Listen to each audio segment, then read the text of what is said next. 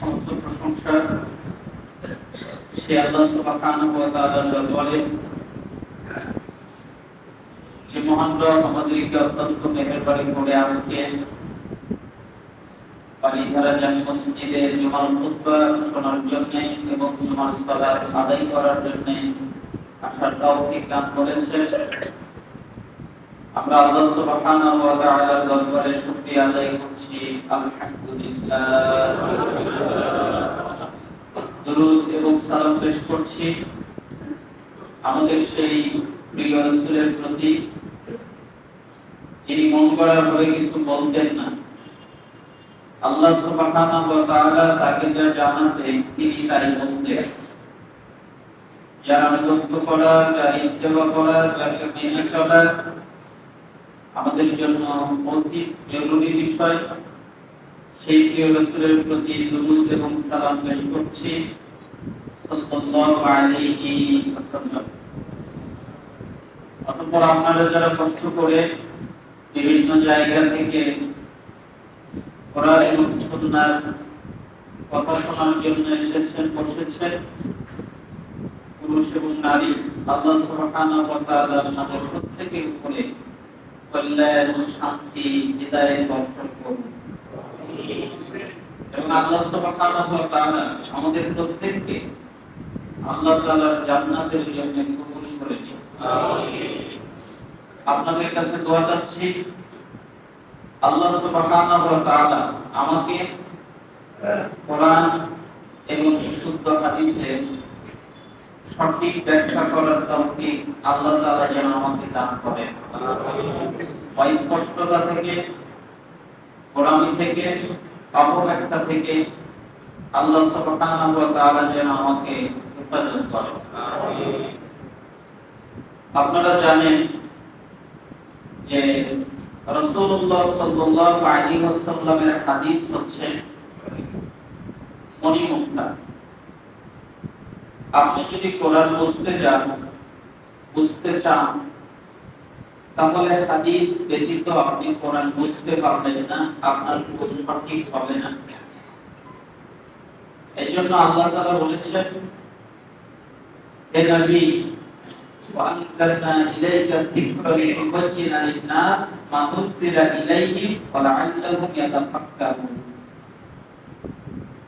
হে নবী, আমি আপনার উপরে এই কিতাব, এই কোরআন এজন্যই নাযিল করেছি, মানুষদের জন্য যা নাযিল করা হয়েছে তা যেন আপনি ব্যাখ্যা করে দেন। তার মানে পবিত্র কোরআনুল কারীমের ব্যাখ্যা করবেন মুহাম্মদ সাল্লাল্লাহু আলাইহি ওয়াসাল্লাম এবং তার ব্যাখ্যাটাই হচ্ছে হাদিস। এজন্য এই মণিমালা, মণিমুক্তা আমরা শুনবো, আমল করার চেষ্টা করব। আল্লাহ তাআলা আমাদেরকে তৌফিক দান করুন। আজকে জরুরি পর্যায়ে কয়েকটি হাদিস আপনাদের সামনে অনুবাদ করার ইচ্ছা পোষণ করেছি। একটি হাদিস আমি খুতবার মধ্যে পাঠ করেছি। আমি এই হাদিসে যত সারা ব্যাখ্যা গ্রন্থ পড়েছি অবাক হয়েছি। কারণ সালাফরা বলতেন সমস্ত হাদিসগুলো আমাদেরকে আশার বাণী শোনায়। আল্লাহ সুবহানাহু ওয়া তাআলা যখন জান্নাতের কথা বলেন তখন আমরা খুশি হয়ে যাই, জাহান্নামের কথা বলেন তখন ভয় লাগে, আবার আল্লাহর রহমতের কথা মনে করে খুশি হয়ে যাই। কিন্তু এই হাদিসটি এতই ব্যতিক্রম, প্রত্যেকটা হাদিস এবং শরীয়তের আমল দ্বারা আমরা চেষ্টা করি আল্লাহ সুবহানাহু ওয়া তাআলার নৈকট্য লাভ করা। কিন্তু এটি এমন একটা ভয়ঙ্কর হাদিস যে ইবাদত করি, ওই ইবাদত দিয়ে কি জান্নাত হবে এই সন্দেহে পড়ে যায়।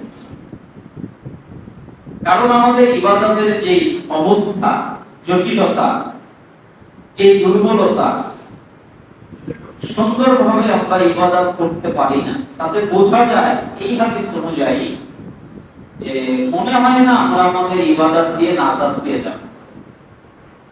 এরকম কথা সালাফরা বলতেন। আবু হুরায়রা রাদিয়াল্লাহু আনহু তিনি বলেন, রাসূলুল্লাহ সাল্লাল্লাহু আলাইহি ওয়াসাল্লাম বলেছেন, লা ইউনাজ্জিয়া আহাদাম মিনকুম আমালু। এই হাদিসটি সহিহ বুখারীতে এসেছে 6463 নম্বর হাদিস, যেটা আন্তর্জাতিক ছাপা। আর ইসলামিক ফাউন্ডেশনের 6019 নম্বর হাদিস। রাসূল সাল্লাল্লাহু আলাইহি ওয়াসাল্লাম সাহাবীদেরকে বললেন, সাহাবীরা শোনো, লা ইউনাজ্জিয়া আহাদাম মিনকুম আমালু। তোমাদের কারো আমল, তোমাদের কারো কর্ম, তোমাদের কারো ইবাদত, তোমরা যত আমল করেছো, যত কর্ম করেছো, যত ইবাদত করেছো, তা তোমাদের বাঁচাতে পারবে না। তোমাদের সালাত তোমাদের বাঁচাতে পারবে না, তোমাদের যাকাত তোমাদের বাঁচাতে পারবে না, তোমাদের হজ তোমাদের আল্লাহর আযাব থেকে বাঁচাতে পারবে না, তোমাদের জিকির আজকাল কোরআন তেলাওয়াত আল্লাহর আযাব থেকে বাঁচাতে পারবে না। তাই সাহাবায়ে কেরামগণ ভয় পেয়ে গেলেন যে রাসূল সাল্লাল্লাহু আলাইহি ওয়াসাল্লাম বলেন কি, সালাত আদায় করি আল্লাহর জাহান্নাম থেকে বাঁচার জন্য, যাকাত আদায় করি জাহান্নাম থেকে বাঁচার জন্য, সিয়াম পালন করি জাহান্নাম থেকে বাঁচার জন্য, যত ইবাদত আছে সবগুলো করি জাহান্নাম থেকে বাঁচার জন্য। আর রাসূল যদি বলেন যে তোমাদের আমল তোমাদের বাঁচাবে না আল্লাহর জাহান্নাম থেকে, তাহলে অবস্থা জটিল হয়ে যাবে। এজন্য একজন সাহাবী খুব চমৎকার করে রাসূল সাল্লাল্লাহু আলাইহি ওয়াসাল্লামকে জিজ্ঞেস করলেন, ওয়ালা আনতা ইয়া রাসূলুল্লাহ, হে আল্লাহর রাসূল, আপনিও কি না? আমরা না হয় আমাদের ইবাদতের মাধ্যমে বাঁচতে পারবো না, আমাদের কর্মের মাধ্যমে বাঁচতে পারবো না, বিপদে পড়ে যাব, কিন্তু আপনার আগের পিছনের সমস্ত গুনাহ আল্লাহ মাফ করে দিয়েছেন, আপনি নিষ্পাপ। আল্লাহ সুবহানাহু ওয়া তাআলার সবচেয়ে প্রিয়, সবচেয়ে খালেস বান্দা হচ্ছে, মুখলেস বান্দা হচ্ছেন আপনি। আল্লাহর সবচেয়ে ভালোবাসার পাত্র হচ্ছেন আপনি। আপনি কি আপনার আমল দিয়ে বাঁচবেন না, নাকি শুধু আমরাই?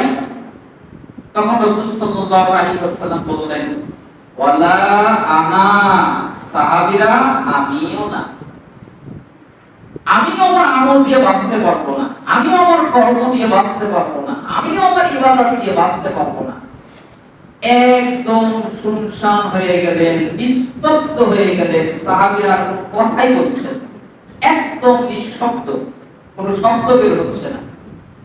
কারণ চোখ দিয়ে টসটস করে পানি পড়ছে, ভাষা হারিয়ে ফেলেছে, বলবেটা কি? যদি রাসূল সাল্লাল্লাহু আলাইহি ওয়াসাল্লাম বলেন আমিও না, তাহলে আমাদের বাঁচার কায়দাটা কি? তাই তারা নিশ্চুপ হয়ে গেছে। তখন রাসূল সাল্লাল্লাহু আলাইহি ওয়াসাল্লাম নিজেই বললেন, সাহাবীরা, ইল্লা আন ইয়াতাগাম্মাদানি আল্লাহু বিরাহমাতিহি, আল্লাহ তাআলা আমাকে তার রহমত দিয়ে আবৃত করে রেখেছে, আমি আল্লাহর রহমত দিয়ে মুক্তি পেয়ে যাব। বলেন তো কি দিয়ে মুক্তি পেয়ে যাবে? রহমত। তার মানে মুহাম্মদ সাল্লাল্লাহু আলাইহি ওয়াসাল্লামের মুক্তির জন্য যেটা লাগবে সেটা হলো আল্লাহর দয়া, আল্লাহর রহমত। এই একটা হাদিসের উপরে ইমাম ইবনে রাজব আল-হাম্বলি রাহিমাহুল্লাহ তিনি বিশাল বড় একটা বই লিখেছেন এই রহমতিনের বা শব্দ দ্বারা। এই বা অক্ষর বোঝানোর জন্য, রহমতিনের বা অক্ষরের মর্ম বোঝানোর জন্য তিনি বিশাল একটা বই লিখে ফেলেছেন এই এক হাদিসের উপরে। তার মানে আল্লাহর রহমত লাগবে, আল্লাহর দয়া লাগবে। আল্লাহ তাআলা যদি রহমত না করেন, আল্লাহ তাআলা যদি দয়া না করেন, তাহলে কারো পক্ষে তার আমল দিয়ে নাজাত পাওয়া সম্ভব নয়। এজন্য রাসূল সাল্লাল্লাহু আলাইহি ওয়াসাল্লাম বললেন, সাদ্দিদু ওয়া কারিবু ওয়াখুদু ওয়া রুহু ওয়া শাইউম মিনাত তুরজা ওয়াল কসদা তাবলুগু। তোমরা আল্লাহর নৈকট্য লাভ করতে থাকো। কিভাবে আল্লাহর নৈকট্য লাভ করা যায়, কিভাবে আল্লাহর প্রিয় হওয়া যায়, কিভাবে আল্লাহর পছন্দনীয় ব্যক্তি হওয়া যায়, এই নৈকট্য অর্জন করতে থাকো। তোমরা সকালে আল্লাহকে ডাকো, সন্ধ্যায় আল্লাহকে ডাকো, রাতের কিছু অংশেও তোমরা আল্লাহকে ডাকো। আর কোরআন সুন্নায় যা পাবে বাড়াবাও না, কমাবাও না, চেঞ্জ করবা না, যেরকম আছে ওইভাবেই কোরআন সুন্নাহ মেনে চলবে। এটা হলো মধ্যম পন্থা। ইনশাআল্লাহ এই মধ্যম পন্থা তোমাদেরকে লক্ষ্যে পৌঁছে দেবে, জান্নাতে পৌঁছে দেবে। এজন্য সালাফরা বলতে, আমল এবং ইবাদত এটা তো লাগবে, এটা তো আছে, কিন্তু তার সাথে দুইটা জিনিস লাগবে। একটা হচ্ছে আল্লাহর রহমত, দয়া, আরেকটি হচ্ছে আল্লাহর কবুলিয়াত। আল্লাহ যদি রহমত এবং দয়া না করে, আমল দিয়ে কারো পক্ষে জান্নাতে যাওয়া সম্ভব নয়। আর আল্লাহ যদি কবুল না করে, কোনো আমল দিয়ে কারো পক্ষে জান্নাতে যাওয়া সম্ভব নয়। আচ্ছা, আপনি বলেন তো, সুবহানাল্লাহ বললে অনেক নেকি হয় না? আলহামদুলিল্লাহ বললে অনেক নেকি হয় না? এবার আপনাদের কাছে একটা প্রশ্ন করি, সুবহানাল্লাহ বললে নেকি হয় না কবুল হলে নেকি? তার মানে বলেছে, বলার পরে যদি আল্লাহ তাআলা আপনার সুবহানাল্লাহটাকে কবুল করে, তাহলে আপনি নেকি পাবেন। কিন্তু আল্লাহ তাআলা যদি কবুল না করে, তাহলে আপনার জন্য কোনো নেকি নাই। সালাতটা আল্লাহ যদি কবুল করে, তাহলে আপনি নেকি পাবেন। যাকাত যদি আল্লাহ কবুল করে, তাহলে আপনি নেকি পাবেন। সিয়াম, হজ, যাকাত, জিকির, আজকার, কোরআন তেলাওয়াত, আরো যত ইবাদত আছে, এগুলো যদি আল্লাহ কবুল করে, তাহলে আপনি নেকি পাবেন। কিন্তু কবুল না হলে কোনো নেকি নাই। মানে কবুল না হলে বাঁচার কোনো চান্স নাই। আপনি ইবাদত করেছেন ঠিকই, কিন্তু আপনার ইবাদত কবুল হয় নাই। ওই ইবাদতের কোনো মূল্য আছে? মূল্য নাই। শিরক যুক্ত ইবাদত করেছেন, শিরক মিশ্রিত ইবাদত করেছেন, বিদআত যুক্ত ইবাদত করেছেন, বিদআত মিশ্রিত ইবাদত করেছেন, আপনার ওই ইবাদতের কোনো মূল্য নাই। যে ইবাদতের মধ্যে শিরক রয়ে গেছে, যে ইবাদতের মধ্যে বিদআত রয়ে গেছে, যে ইবাদতের মধ্যে কুসংস্কার রয়ে গেছে, যে ইবাদত সঠিক পন্থায় হয় নাই, যে ইবাদত আল্লাহ কবুল করেন নাই, ওই ইবাদত দিয়ে নাজাত পাওয়া যাবে? কখনোই সম্ভব নয়। তাই রাসূল সাল্লাল্লাহু আলাইহি ওয়াসাল্লাম এখানে বোঝালেন, ইমাম ইবনে রাজব রাহিমাহুল্লাহ তিনি ওই বা হরফ দ্বারা বোঝালেন যে দুটি জিনিস লাগে। একটা লাগে আল্লাহর দয়া, রহমত, আর একটা লাগে আল্লাহর কবুলিয়াত। আল্লাহ যদি কবুল না করে, ওই ইবাদতের মাধ্যমে নাজাত সে পাবে না। আল্লাহ সুবহানাহু ওয়া তাআলা যদি দয়া রহমত না করে, ওই ইবাদতের মাধ্যমে সে নাজাত পাবে না।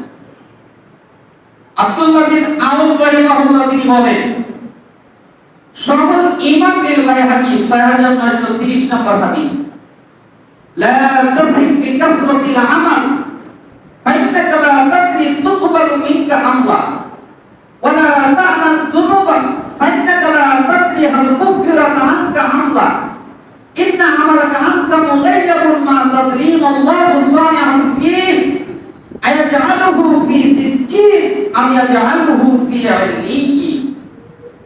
আব্দুল্লাহ বিন আউফ রাহিমাহুল্লাহ বলেন, হে দুনিয়ার লোক, দুনিয়ার অধিবাসীরা, তোমরা নিজেদের ব্যাপারে নিরাপদ বোধ করো না। তোমরা যে নিরাপদ এটা মনে করো না। কিভাবে? আমি তো সালাত আদায় করেছি, তাহলে তো আমি নিরাপদ। আমি তো যাকাত দেই, তাহলে তো আমি নিরাপদ।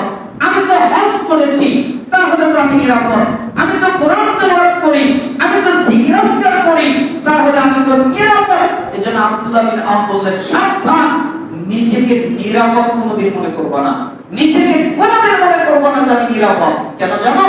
তুমি যে ইবাদত করেছো, তুমি যে ইবাদতগুলো পালন করেছো, এটা কবুল হয়েছে না হয় নাই, এটা তোমার জানা নাই, তাই না? আপনি যে ফজরে 2 রাকাত ফরজ সালাত আদায় করেছেন, কেউ কি বলতে পারবেন যে আমার 2 রাকাত কবুল হয়েছে? এরকম ক্ষমতা কারো আছে? কবুল হলে তো আপনি জান্নাতে যাবেন, কবুল হলে তো আল্লাহ আপনাকে ক্ষমা করবে। এইজন্য আব্দুল্লাহ বিন আউফ বলছেন, নিরাপদ মনে করো না। কেন? তুমি যে ইবাদত করেছো এটা কবুল হয়েছে না হয় নাই এটা তোমার জানা নাই। আবার নিরাপদ মনে করো না যে আমি তো পাপ করেছি আর আল্লাহর কাছে ক্ষমা চেয়েছি, আল্লাহ আমাকে ক্ষমা করে দাও, আমাকে মাফ করে দাও, আল্লাহর কাছে অনেক ক্ষমা চেয়েছি, তা আল্লাহ তো মনে হয় আমাকে মাফ করে দিয়েছে, এখন তো আমার আর কোনো গুনাহ নাই, আমি তো তওবা করে ফেলেছি। তুমি এরকম ধারণাও করো না। কেন? তোমার পাপ ক্ষমা করা হয়েছে না হয় নাই এটাও তোমার জানা নাই। না, আপনি আর আমি যে জানি যে আমার পাপ ক্ষমা হয়ে গেছে, এটা আমাদের জানা নাই। ইবাদত কবুল হয়েছে কিনা এটাও জানা নাই। আল্লাহ তাআলা ক্ষমা করে দিয়েছেন কিনা এটাও জানা নাই। ইন্না আমালাকা আনকা মুগাইয়াবুন মা তাদরি আল্লাহু সামিউন ফি। আল্লাহ তাআলা তোমাদের কাছ থেকে তোমাদের যত আমল আছে সমস্ত আমল গোপন রেখেছেন। আল্লাহ তাআলা তোমাদের সাথে যে কি আচরণ করবেন এটা তোমাদের কারো জানা নাই। তিনি কি তোমাদের সিজ্জিন জাহান্নাম দেবেন নাকি তোমাদেরকে ইলানের জান্নাত দেবেন এটা তোমাদের জানা নাই। অতএব তোমরা নিরাপদ বোধ মনে করো না। একজন জনৈক সাহাবীর কথা মনে পড়ে গেল। তিনি একদিন অনেক কান্নাকাটি করছেন। একটা লোক রাস্তা দিয়ে যাচ্ছে, তার বাড়ি থেকে কান্নার শব্দ আসলো। তাই তিনি ঘরের মধ্যে প্রবেশ করে জিজ্ঞেস করলেন, কি ব্যাপার, আপনি কাঁদেন কেন? দেখেছেন যে কান্নার কারণে তার চোখ ভিজে গেছে, দাড়ি ভিজে গেছে, বুক ভিজে গেছে, জায়নামাজটা পর্যন্ত ভিজে গেছে। এত কান্নাকাটি করছে আর আল্লাহকে খালি বলছে, আল্লাহ আমার কি হবে, কি হবে, আমার কি হবে, এইভাবে কান্নাকাটি করছে। তখন ওই সালামটাকে জিজ্ঞেস করছে, কি ব্যাপার, আপনি এইভাবে কাঁদেন কেন? তখন উনি বলছেন, আমার কোনো চিন্তায় আমি কাঁদি না, আমি শুধু কাঁদি একটা কথা চিন্তা করি। কি কথা? যে আল্লাহ তাআলা আমার কাছ থেকে আখিরাত গোপন রেখেছে, তাই আমি কাঁদি। কি গোপন রেখেছে? আখিরাত। আখিরাত আমার কাছ থেকে গোপন। তখন এই সালাম বললেন, বলেন কি আপনি?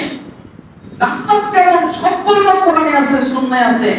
জাহান্নাম কেমন তার বর্ণনা কোরআনে আছে, সুন্নাহে আছে। কিয়ামতের বর্ণনা কোরআনে আছে, সুন্নাহে আছে। হাসরের বর্ণনা কোরআনে আছে, সুন্নাহে আছে। সবকিছু আল্লাহ প্রকাশ করে দিয়েছেন। আর আপনি বললেন গোপন। তখন এই সালাম তার বুকে ধাক্কা দিয়ে বলছেন, এই তুমি বলো, আজকে যত ইবাদত করেছো তার কোনটা তোমার কবুল হয়েছে? বলো দেখি তোমার ক্ষমতা কতটুকু বলায় যে আমার এই ইবাদত কবুল হয়েছে, এই সালাত কবুল হয়েছে, এই জিকির কবুল হয়েছে, এই পদ্ধতি কবুল হয়েছে, আল্লাহ গ্রহণ করে নিয়েছে, আমাদের সব দিয়ে দিয়েছে। বলো তুমি। ভাই এটা তো আমার জানা নাই। আরে বলো, তোমার এটা জানা নাই, আমার এটা জানা নাই। ইবাদত করেছি কবুল হয়েছে কিনা এটা জানি না, তাই আমি কাঁদছি। আল্লাহ যদি আমাকে বলে দিতেন যে তুমি যত ইবাদত করেছো তা কবুল হয়ে গেছে, তাহলে আমার কোনো চিন্তা থাকতো না, আমি কান্নাকাটি করতাম না। কিন্তু আমার জানাই নাই আমার ইবাদত কবুল হয়েছে না হয়নি। মাজমাউল জাওয়াহির 11785 নম্বর হাদিস। মুআয ইবনে জাবাল রাদিয়াল্লাহু আনহু তিনি বলেন, লাম্মান হাদারাতুল মাউত বাকা। একদিন তিনি অনেক কান্নাকাটি করছিলেন, অনেক কাঁদছিলেন। এজন্য কেউ এসে তাকে জিজ্ঞেস করলো, ফাকালা লাহু মা ইবতিকা, কি ব্যাপার, আপনি কাঁদেন কেন? তখন তিনি বললেন, ওয়ালা আবকি জাযাআম মিনাদ দুনিয়া ওয়ালা উসাল্লিফুহা বাদি।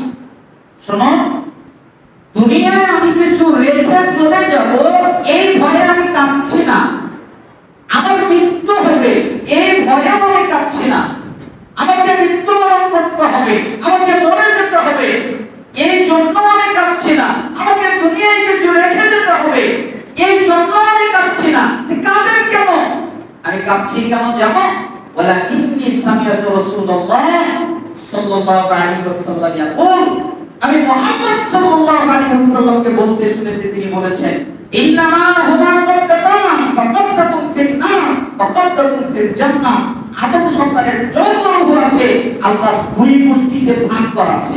আল্লাহ আগে ভাগ করে রেখেছে, যত রূপ আছে আল্লাহ দুই গোষ্ঠীতে ভাগ করা আছে।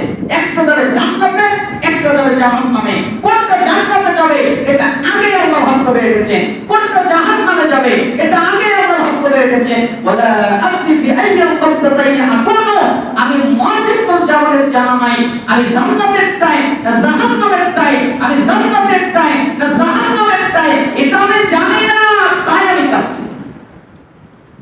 মুআজিবুল জামাল জানে না জান্নাতে যাবে না জাহান্নামে যাবে, তাই সে কাঁদছে। তো আপনি আর আমি মনে হয় জানি জান্নাত না জাহান্নাম, তাই না? তাহলে আমাদের কান্না কই?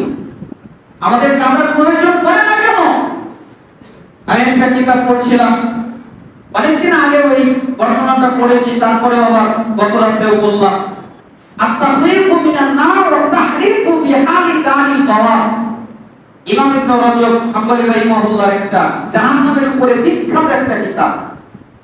তিনি এই পৃথিবীতে পানির উৎপত্তি কেমনে হয়, কিভাবে পানিটা পৃথিবীতে এসেছে, ঝর্ণা হয়ে পাথরের মধ্যে থেকে তার বর্ণনা দিতে গিয়ে তিনি বলছেন যে একদিন ঈসা আলাইহিস সালাম তিনি একটা পাথরের দিকে তাকালে দেখলেন যে পাহাড় বেয়ে দুই দিক থেকে পানি আসতেছে, একটা ডান দিকে একটা বাম দিকে, দুইটা নালা তৈরি হয়ে পানি আসতেছে। ঈসা আলাইহিস সালামকে আল্লাহ ক্ষমতা দিলেন, তাই তিনি পাথরকে জিজ্ঞেস করলেন, পাহাড়কে জিজ্ঞেস করলেন, পাহাড় জি আচ্ছা তুমি কি আমার প্রশ্নের একটা জবাব দিতে পারবে? কি জবাব? আচ্ছা বলো তো যে তোমার ভিতর থেকে, পাহাড় থেকে, উপর থেকে ডান দিকে বাম দিকে এত পানি আসে কোথায় থেকে? তুমি কি তা বলতে পারো? তখন পাথর বললেন, পাহাড় বললেন, জি আমি বলতে পারি। তাহলে বলো তো, এই ডান দিকের পানি হলো আমার ডান চোখের পানি, আর বাম দিকের পানি হলো আমার বাম চোখের পানি। ডান চোখের আর বাম চোখের পানি মানে যেদিন আল্লাহ বলেছেন আমি পাথর আর মানুষ দিয়ে জাহান্নামকে আবদ্ধ করবো, পাথর আর মানুষ দিয়ে জাহান্নামকে জ্বালাবো, পাথর দিয়ে জাহান্নাম জ্বালাবো, ওই দিন থেকে আমি কান্না শুরু করেছি। এর আগে পাথর থেকে পানি বের হতো না। যেদিন আল্লাহ বলেছেন আমি পাথর দিয়ে জাহান্নামকে জ্বালাবো, পাথর আর মানুষ দিয়ে জাহান্নামকে জ্বালাবো, ওই দিন থেকে আমি পাথর কান্না শুরু করেছি। এটা হলো আমার কান্নার পানি, আমি পাথর কাঁদি, তাই পৃথিবীতে পানি প্রবাহিত হয়। এর সমর্থনে কোরআনের আয়াত আছে, সূরা বাকারার ৭৪ নম্বর আয়াত। এই আয়াতের আলোকে আব্দুল্লাহ বিন আব্বাস রাদিয়াল্লাহু আনহু তাফসীর করতে গিয়ে তাফসীরে তাবারিতে তিনি মুজাহিদ রাহিমাহুল্লাহর কথা নকল করে বলছেন যে পাথর থেকে যে পানি প্রবাহিত হয়, এই সবগুলো পানি আল্লাহর ভয়ে কান্নাকাটি করে, এই জন্য পাথর থেকে পানি নির্গত হয়। তার মানে পাথর আল্লাহকে ভয় করে, পাথর কান্নাকাটি করে, পাথর এত কান্নাকাটি করে যে ঝর্ণা প্রবাহিত হয়, সাগর প্রবাহিত হয়। আর আমরা মানুষ এত খারাপ, আমাদের চোখ দিয়ে পানি বের হয় না, আমরা কান্নার প্রয়োজনীয়তাও বোধ করি না। তাহলে এখানে আমি আপনাকে এই হাদিস দ্বারা এটা বোঝাতে চাইলাম যে নিজেকে কখনোই নিরাপদ মনে করবেন না, সবসময় ঝুঁকির মধ্যে আছে এইটা মনে করবেন যে আমার যেন কি হয়, আমার যেন কি হয়। আরেকজনের চিন্তা করার দরকার আপনার নাই। আরেকজন কি করবে না করবে আপনি তাকে ভালো পরামর্শ দিবেন, সে মানলে মানলো, না মানলে না মানলো, তার ব্যাপার। কিন্তু আপনি আপনাকে নিয়ে চিন্তা করবেন, কেন? আপনাকে জিজ্ঞেস করা হবে আপনার ব্যাপারে, আর কারো ব্যাপারে নয়।